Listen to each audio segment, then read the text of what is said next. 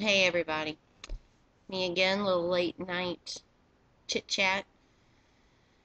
Um, I was sitting there thinking about, maybe what's one of the little stories that I would share about my experiences with OAS. As a lot of you all know, I started with OAS months before it actually put its boots on the ground in DC. A lot of people fail to realize a lot of the work that goes on behind the scenes and in the months leading up to the actual arrival in DC. But it's kind of funny that people come along as opportunists. Now, the story I'm going to tell you about, there's nobody that has been on the ground in DC that's related to it. It's just an example of some of the soaps and dramas.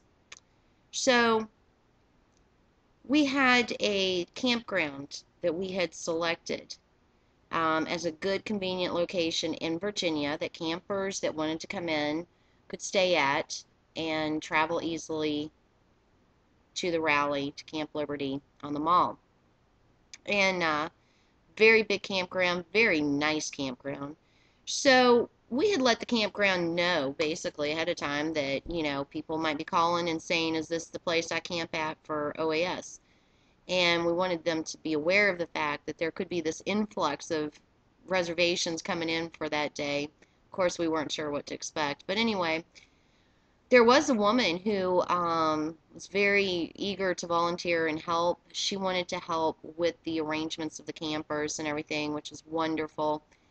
Um, but what wound up happening is leadership found out about a week or two prior to May 16th that this woman had contacted the campground and told them that before anybody could make reservations, the campground needed to have them contact her first. They needed to buy t-shirts, dog tags, armbands, all the stuff from this woman.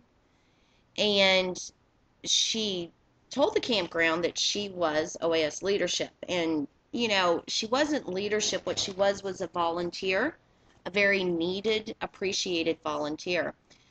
But anyway, OAS itself had no clue. Why would everybody need dog tags? And of course, her response was, well, so they can identify the dead bodies and stuff. And we're like, oh my gosh, what is this woman talking about?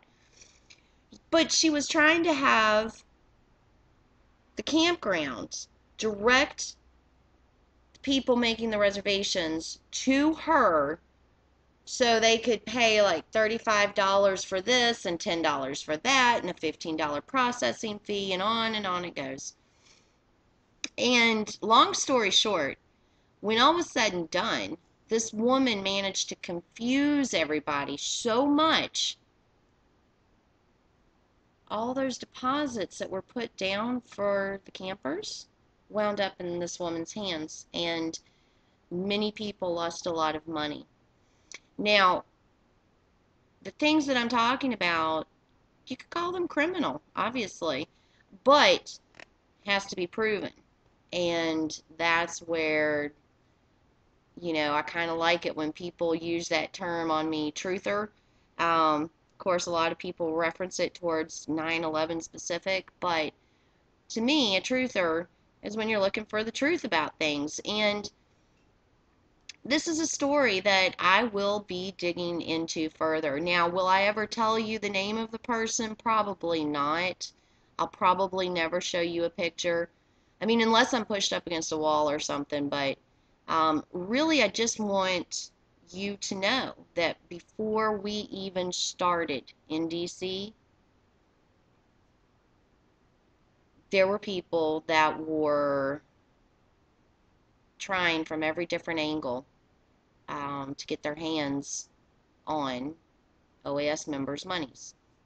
And again, you got to remember, these were protesters' monies. This wasn't even the leadership group. This was, hey, John Smith from Arkansas calls up to the campground to make reservations. Hey, you got to call this lady, all right, to pay her money for these things that are not OAS approved. I mean, just the stories they get stranger and stranger. Anyway, that's one little update of an upcoming story that I've got for you guys. So, just wanted to share my thoughts while I'm up talking about it to myself all night long.